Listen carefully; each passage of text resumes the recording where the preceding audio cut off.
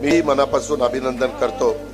आरोग्य दूत आमचे ओमप्रकाश शेटे राज्य सरकारतर्फे जनतेच्या आरोग्य रक्षणासाठी अनेक योजना आमचे देवेंद्रजी मुख्यमंत्री असताना राबवले जातात। आम्ही आमच्या परीने प्रत्येक जण त्याचं योगदान देण्याचा प्रयत्न करतो। खासगी संस्थांच्या माध्यमातून गरीब रुग्णांच्या करता खूप काही योजना आहेत, परंतु त्याची माहिती रुग्णांना नसते आणि या योजना गरीब गरजूंच्या पर्यंत पोहोचत नाही। काही आता औषध उपचार किंवा ऑपरेशन 10 लाख 12 लाख 15 लाख 20 लाख इथपर्यंत जातात आणि ज्यातून सर्वसामान्य माणूस अतिशय अडचणीमध्ये येतो।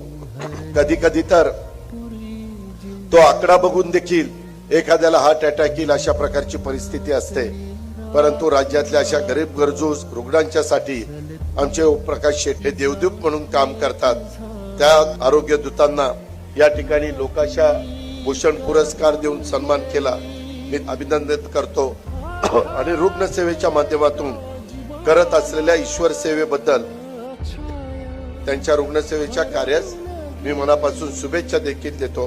त्यांच्या कामामुळे एका विद्यमान मुख्यमंत्री आणि एक माजी उपमुख्यमंत्री आणि विद्यमान उपमुख्यमंत्री हे सत्तेवर पुन्हा येण्यामध्ये मदत झाली। जसं आमच्या लाडक्या बहिणींनी आम्हाला पुन्हा सत्तेवर आणून बसवलं, तसं हे पण आरोग्याच्या बाबतीतलं काम तितकंच उल्लेखनीय, तितकंच अतिशय जिव्हाळ्याचं, आपलेपणाचं, लोकांच्या मध्ये एक माणुसकी निर्माण करणारं अशा प्रकारचं होतं।